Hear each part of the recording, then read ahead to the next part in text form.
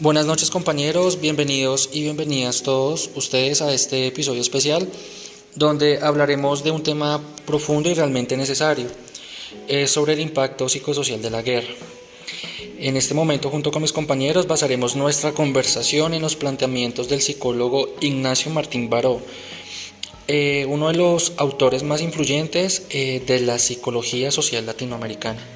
Hoy reflexionaremos sobre cómo la guerra afecta a las personas, a las comunidades, a la cultura y a la sociedad.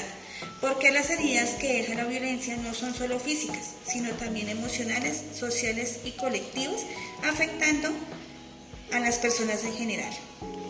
La sección 1, el impacto psicosocial de la guerra. En el primer capítulo, Martín Baró explica que la guerra no es solo un enfrentamiento armado, es una experiencia que se mete en la vida cotidiana, que moldea la forma en que vemos el mundo y que impacta de manera profunda la salud mental. Ese impacto se manifiesta como miedo, inseguridad, desconfianza y desesperanza. Las personas empiezan a dudar de las instituciones y hasta de sus propios vecinos. La sensación de peligro constante se vuelve parte del día a día. Aquí es importante como tal resaltar, compañeros, que el daño no se queda en cada individuo. La guerra destruye lo que Martín Baró llama el mismo tejido social. Esto comprende de que rompe relaciones, divide las comunidades y genera procesos de deshumanización. Esto como tal hace que las personas dejen de verse como iguales y que empiecen a relacionarse desde la misma sospecha. Comprender que todo ese impacto psicosocial permite enseñar estrategias reales de recuperación. No se trata solo de atender a los individuos, sino de reconstruir la vida comunitaria que se fracturó por la sociedad en la violencia en la sociedad. En la sección 2, el trauma como experiencia colectiva. En el segundo capítulo, Martín Baró profundiza en el trauma y deja claro algo importante. El trauma no es solo un evento aislado que afecta a una persona, es una experiencia social que se transmite entre generaciones. La violencia repetida, la represión y el miedo producen cambios emocionales como culpa, ansiedad y tristeza, pero también afectan la forma en que pensamos y nos relacionamos con los demás. Incluso la cultura cambia. Se internaliza la agresión, la victimización y la deshumanización del enemigo. Esto hace que reconstruir la confianza sea un proceso lento, porque la sociedad entera queda herida. Es por eso mismo que a través de las mismas lecturas entre nosotros pudimos identificar que Martín Baró resaltó la importancia de las intervenciones comunitarias y como tal también de la memoria histórica. Él nos cita lo siguiente: sanar no es olvidar, es reconstruir desde lo colectivo. Desde los impactos psicosociales identificados, cuando analizamos casos reales en comunidades afectadas por la guerra, podemos identificar varios impactos psicosociales. Eso es algo muy relevante, Diana, que podemos aquí como traer un ejemplo, hacer una acotación muy importante.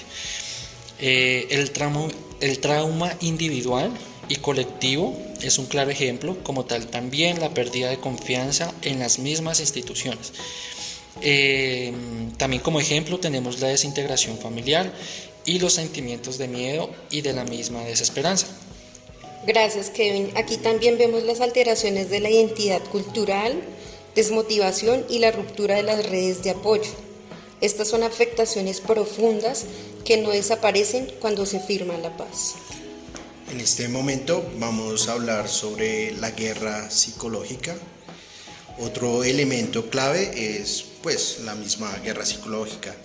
No se trata de armas, sino de estrategias que buscan controlar y manipular la población.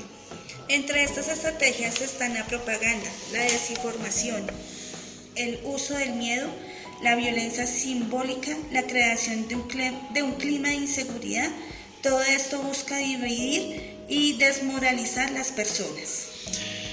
Algo importante, compañeros, a lo largo como tal de este podcast es poder identificar la resiliencia y la resistencia, que es lo que pues damos espacio en este mismo momento. También hay esperanza. Las comunidades cuentan también con factores de resiliencia que permiten resistir y reconstruirse.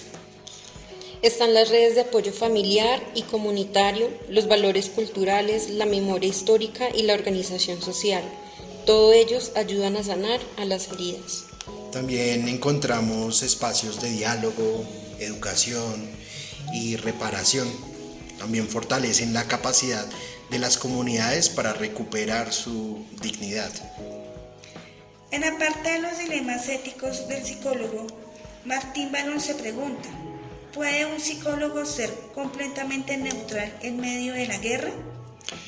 Diana, en respuesta a eso, Martín Baró indica que sí existe como tal una neutralidad absoluta, que es casi imposible, pero lo importante es actuar con ética, con empatía y con un ligero compromiso que nos lleve de la mano con los derechos humanos.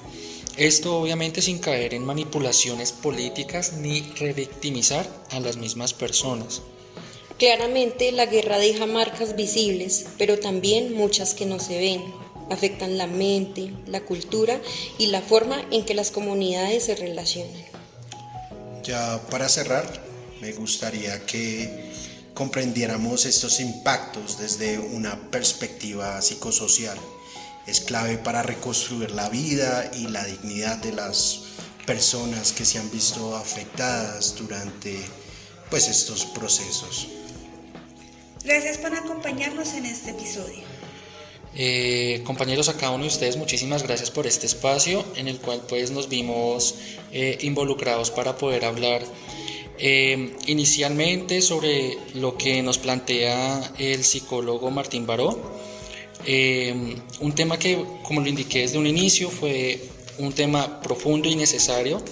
Debemos como tal hacer como una aclaración que el impacto psicosocial de la guerra trae como tal esas, ¿cómo decirlo? Es como esas huellas, por decirlo así, que de una u otra manera a lo largo del tiempo nos ha permitido aprender de ellas, porque eso es lo que también Martín Baró nos enseña dentro de la lectura, y que de una u otra forma quisimos traerlo o plasmarlo aquí en este corto podcast, que podamos obviamente implementar este tipo de estrategias en el día a día y que esto obviamente pues nos permita crecer como personas humanas que somos.